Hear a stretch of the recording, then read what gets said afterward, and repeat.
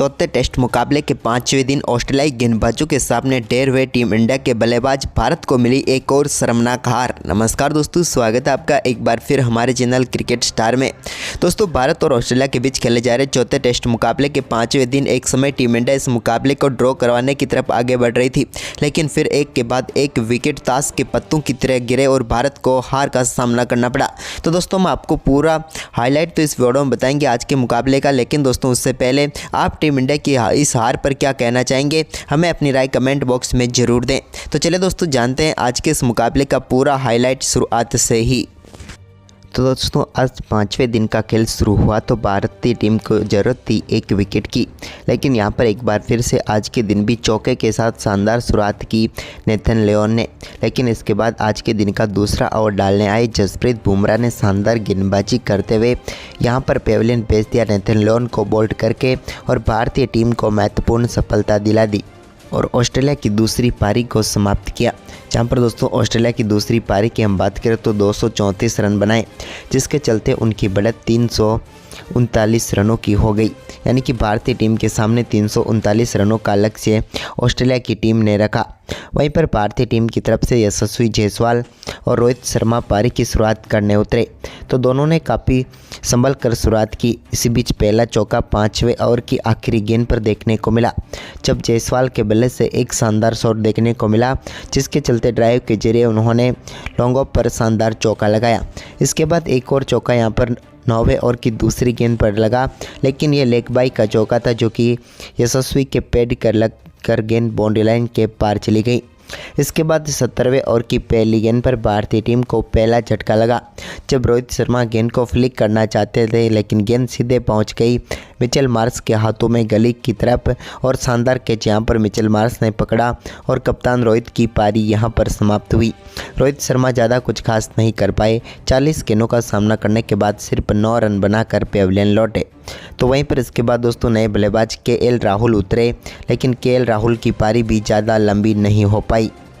KL Rahul भी यहां पर पैट कमिंस का ही शिकार बने और उनके बल्ले का किनारा लेकर गेंद सीधे पहुंच गई उस्मान ख्वाजा के हाथ में। उन्होंने शानदार कैच पकड़ा और एक ही ओवर में भारतीय टीम को 2 झटके लगे। इसके बाद विराट कोहली से उम्मीदें जरूर थी कि बड़े मैच में यहां पर वो बड़े रन बनाएंगे, लेकिन एक बार फिर उम्मीदों पर खरा नहीं उतरे और एक बाहर जाती हुई गेंद को फिर से छेड़ बैठे और अपना कैच थमा बैठे उस्मान ख्वाजा को, और यहां पर वो भी पेविलियन लौट गए और भारतीय टीम को तीसरा झटका मात्र 33 रनों के स्कोर पर ही लग गया। विराट कोहली भी सिर्फ 5 रन बनाकर चलते बने। वहीं पर दोस्तों आज के दिन के पहले सेशन की समाप्ति तक भारतीय टीम 33 रनों पर 3 विकेट गंवा चुकी थी, लेकिन अभी भी 307 रन चाहिए थे भारत को। वहीं पर इसके बाद आज के दिन का दूसरा सत्र शुरू हुआ तो यहाँ पर 28वें ओवर की चौथी गेंद पर एक शानदार चौके के साथ बेहतरीन आगाज किया यशस्वी जायसवाल ने और बिहाइंड द स्क्वायर गेंद को चौके के लिए बाउंड्री लाइन के पार भेज दिया। इसके बाद उनके बल्ले से इसी ओवर की 5वीं गेंद पर भी एक बार फिर से उसी तरफ एक और चौका देखने को मिला और बैक टू बैक 2 गेंदों पर 2 चौके जड़कर इस दूसरे सत्र की भारतीय टीम के लिए शानदार शुरुआत करने में कामयाब हुए यशस्वी जायसवाल। तो वहीं पर इसके बाद यशस्वी जायसवाल का बल्ला चलता रहा और 30वां ओवर डालने आए बॉलैंड की दूसरी गेंद पर भी एक और शानदार कट शॉट खेला और गेंद को बैकवर्ड पॉइंट की तरफ चौके के लिए बाउंड्री लाइन के पार भेज दिया। तो वहीं पर इसके बाद ऋषभ पंत ने भी शानदार परफॉर्मेंस दिखाया और 30वें ओवर की चौथी गेंद पर घुटना टेक कर गेंद को मिड विकेट की तरफ खेला और अपनी पारी का पहला चौका उन्होंने भी जड़ दिया। तो वहीं पर इसके बाद 31वें ओवर की चौथी गेंद पर भी यशस्वी जायसवाल ने एक और शानदार शॉट यहां पर मिचेल स्टार्क की गेंद पर खेला और इस बार गली के ऊपर से गेंद को चौके के लिए बाउंड्री लाइन के पार भेजा। इसके बाद दोनों बल्लेबाजों ने सिंगल डबल के साथ ही टीम के स्कोर को आगे बढ़ाया। तो इसी बीच स्पिन गेंदबाजी टेक पर आए नेथन लियोन के 36वें ओवर की तीसरी गेंद पर एक और यहां पर स्क्वायर लेग की तरफ शॉट खेला यशस्वी जायसवाल ने और स्वीप के जरिए एक और चौका बटोर लिया।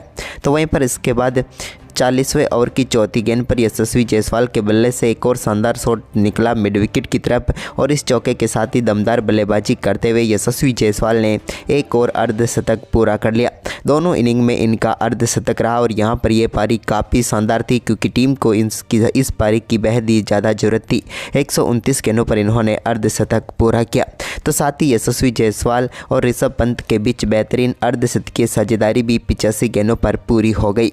वहीं पर इसके बाद दोस्तों 53वें ओवर की दूसरी गेंद पर ऋषभ पंत ने एक और शानदार शॉट खेला और गेंद को यहां पर शानदार तरीके से फाइन लेग की तरफ चौके के लिए बाउंड्री लाइन के पार भेजकर अपनी पारी का दूसरा चौका जड़ दिया। वहीं पर इसके बाद दोस्तों आज के दूसरे सत्र का खेल भी समाप्त हुआ। दूसरे खेल की समाप्ति तक इस सत्र को भारतीय टीम ने पूरी तरीके से अपने नाम कर लिया, क्योंकि दोस्तों ऋषभ पंत और यशस्वी जायसवाल दोनों बल्लेबाजों ने कोई विकेट नहीं गिरने दिया और 79 रन बनाए, जिसके चलते ये सत्र भारत के नाम रहा। फिलहाल ऋषभ पंत 28 और यशस्वी जायसवाल 63 रन बनाकर क्रीज पर थे, जबकि आखिरी सेशन में टीम इंडिया को जीत के लिए 228 रनों की जरूरत थी। वहीं पर दोस्तों आज के दिन के तीसरे सत्र का खेल शुरू हुआ तो यहाँ पर ऋषभ पंत और यशस्वी जायसवाल एक बार फिर क्रीज पर उतरे। थोड़ी देर तक तो दोनों ने संभल कर बल्लेबाजी की, लेकिन इसके बाद 59वें ओवर की चौथी गेंद पर ऋषभ पंत अपना आपा खो बैठे और ट्रेविस हेड की एक ललचाने वाली गेंद पर बड़ा शॉट खेलने की कोशिश में डीप मिड विकेट पर अपना कैच मिचेल मार्श को थमा बैठे और भारतीय टीम को चौथा व करारा झटका लगा। ऋषभ पंत 104 गेंदों का सामना करने के बाद 30 रन बनाकर पेविलियन लौटे।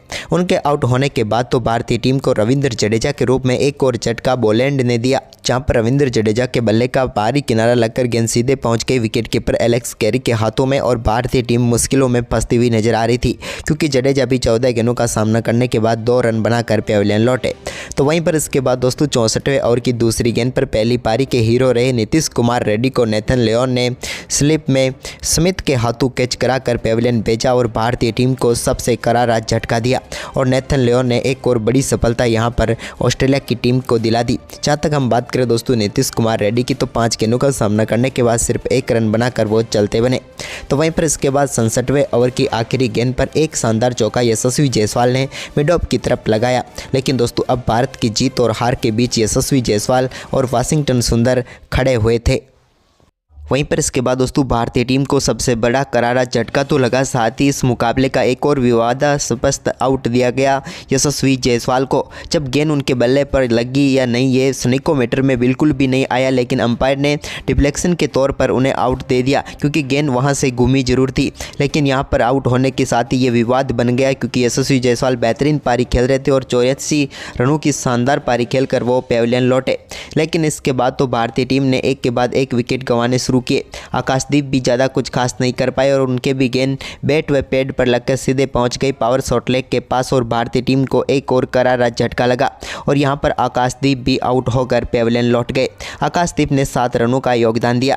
तो वहीं पर इसके बाद जसप्रीत बुमराह भी कुछ खास नहीं कर पाए, उनके बल्ले का बाहरी किनारा लेकर गेंद सीधे पहुंच गई स्लिप में खड़े स्टीवन स्मिथ के हाथ में और भारतीय टीम को 9 वार झटका लगा। जसप्रीत बुमराह भी कुछ खास नहीं कर पाए। इसके बाद आखिरी विकेट के तौर पर मोहम्मद सिराज अब स्ट्राइक पर आए, तो यहां पर शानदार गेंदबाजी करते हुए नेथन लियोन ने उनको LBW आउट करके पेविलियन भेजा और भारतीय टीम को इस मुकाबले में करारी शिकस्त का सामना करना पड़ा और ऑस्ट्रेलिया ने भारतीय टीम की दूसरी पारी को 155 रनों पर समेटकर भारत को 184 रनों से शिकस्त देकर सीरीज में 2-1 की अजय बढ़त बना ली। तो दोस्तों आपके हिसाब से भारतीय टीम की हार का सबसे बड़ा कारण क्या रहा? हमें अपनी राय कमेंट बॉक्स में जरूर दें और इस वीडियो को अपने दोस्तों के साथ ज़्यादा से ज़्यादा शेयर जरूर करें। धन्यवाद।